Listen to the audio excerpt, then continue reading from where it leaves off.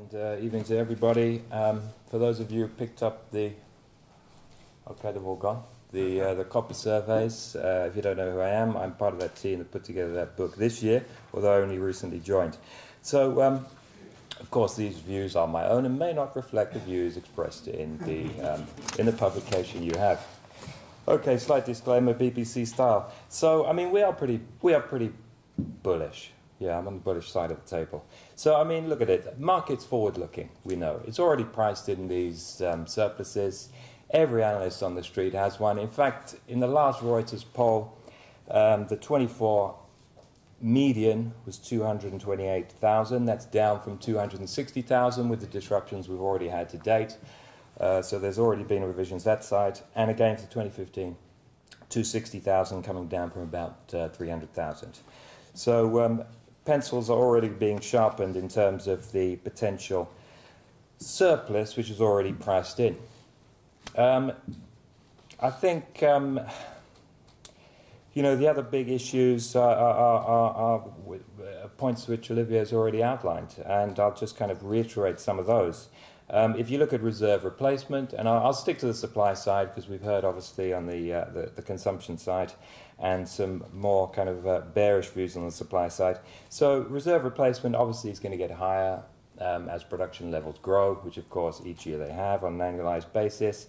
And you know, while we've had a bit of a shock supply delivery in 2013, I think it was about we estimate 1.3 million tons, and that's cumulatively the same growth in mine supply over the previous 5 years. So it was a bit of a shock to the system, but of course that didn't translate into refined production due to the maintenance shutdowns. So I fully agree that in 2014 you're going to see some weakness. There's a lot of headroom in terms of capacity on the smelting side. You know, these long-term, these maintenance that are certainly in Europe, where we saw refined production drop 2%, it is once every 8 years, some of them once every 5 years. So clearly there is a bit of headroom on the smelting side to actually see the growth in mine production come through on the refined side. That is a near-term wait. But let's focus on the supply issues. Capital intensity of building a new mine. I've got some figures here. I actually got them off MEG, which is now part of SNL. So thanks for those figures. And they are 2008 to 2012. 30 mines were brought on stream. Total annual capacity of 2 million tons at $12,400 per ton. And from the survey, 10 mines, exactly the same capacity coming on, 2 million tons per annum. Obviously, mines are getting bigger, so obviously you've got a higher risk if there's any stoppages or disruptions, which we've heard about in terms of floods, earthquakes, and other acts of God. 14 to 16 new mines, 10 new mines from 2014 to 2016 coming on stream, 200 million tons of capacity, 15,000 tons per dollar capital intensity. So a 22% rise there. The incentive price, agree with Olivier on those numbers. I mean, we've got a number, it's just a kind of scoping number, but if you look at a 20-year mine life, 15% return on capital, and the average cost structure of the industry with the overheads and sustaining capex, 40 cents plus 160. You're looking at 340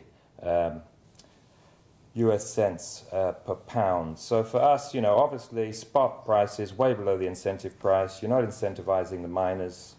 The actual assets themselves are getting bigger and a higher risk. Less are being built. In terms of what's going to happen, in terms of the reaction from the companies, I mean that's critical, obviously, because they're going to push the button on any projects. We know what's happening there for the last 2 years. You know, CEOs have been rolled out, new ones have been put in place, and the 4 pillars of all, you know, I've sat through many presentations. You keep hearing the same thing: cost control, capital allocation, asset reviews, and expenditure. They're cutting the workforce, they're rescoping projects, they're selling assets which are non-core, they're trying to manage construction in terms of delivering the best free cash flow. They're exiting projects. We've seen Anglo exit Pebble, Glencore exit Frida, Barrick exit Reko Diq for maybe different reasons, but they're political stresses. So I think, you know, new projects aren't being built. Even near term in Chile, you've obviously got constraints on the water side. So I'm definitely the view, you know, yes, the market's pricing in a surplus, which has been flagged and is pretty visible. Could the price dip a little bit lower given the issue with regards to smelting capacity, which will translate some of the mine production growth we'll see this year again? Probably yes. But I mean, overall, I think you have to maintain a bullish position in terms of the lack of supply coming, moving ahead. That's it. Open up for questions.